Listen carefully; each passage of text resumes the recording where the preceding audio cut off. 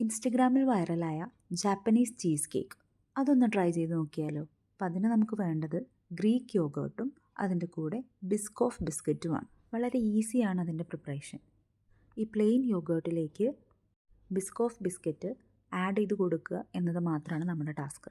ഇത്തരത്തിൽ biscuit arrange ചെയ്ത ശേഷം ഒരു 6 to 7 hours റെഫ്രിജറേറ്റ് ചെയ്യാനാണ് ഇൻസ്റ്റഗ്രാം പറഞ്ഞത്. അങ്ങനെ പറ്റാവുന്ന രീതിയിലൊക്കെ അറേഞ്ച് ചെയ്ത് ഞാനിത് റെഫ്രിജറേറ്റ് ചെയ്യാൻ വെച്ചു. മറ്റൊരു വീഡിയോയിൽ കോഫി കൂടെ ആഡ് ചെയ്ത് കണ്ടു. അപ്പോൾ ഞാനും അതങ്ങോട്ട് ആഡ് ചെയ്തു. വേറൊരു ഫ്ലേവറും കൂടെ ട്രൈ ചെയ്യാമെന്ന് വിചാരിച്ച് ഞാൻ അൽമറായുടെ മാംഗോ ഫ്ലേവറിൽ കൂടെ സെറ്റ് ചെയ്ത് വെച്ചു കേട്ടോ. ഇത് ഫസ്റ്റ് ഞാൻ സെറ്റ് ചെയ്ത പ്ലെയിൻ യോഗേർട്ടിലുള്ളത് മുസ്തു ട്രൈ ചെയ്യുന്നതാണ്. ഇവനാണ് എൻ്റെ ഒഫീഷ്യൽ ടെസ്റ്റർ.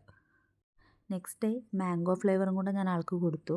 പ്ലെയിൻ യോഗേർട്ടിനേക്കാളും മാംഗോ ഫ്ലേവറിലുള്ളതാണ് എനിക്കും മുസ്തുവിനും കുറച്ചുകൂടെ ഇഷ്ടമായത്. ലോട്ടസ് ബിസ്ക്കറ്റിലുള്ള പോർഷൻ നല്ല ടേസ്റ്റിയാണ്. പേരിലെ ചീസ് കേക്ക് എന്നുള്ളതിനോട് ഇത് നീതി പുലർത്തുന്നുണ്ടോ എന്ന് ചോദിച്ചാൽ ഇല്ല.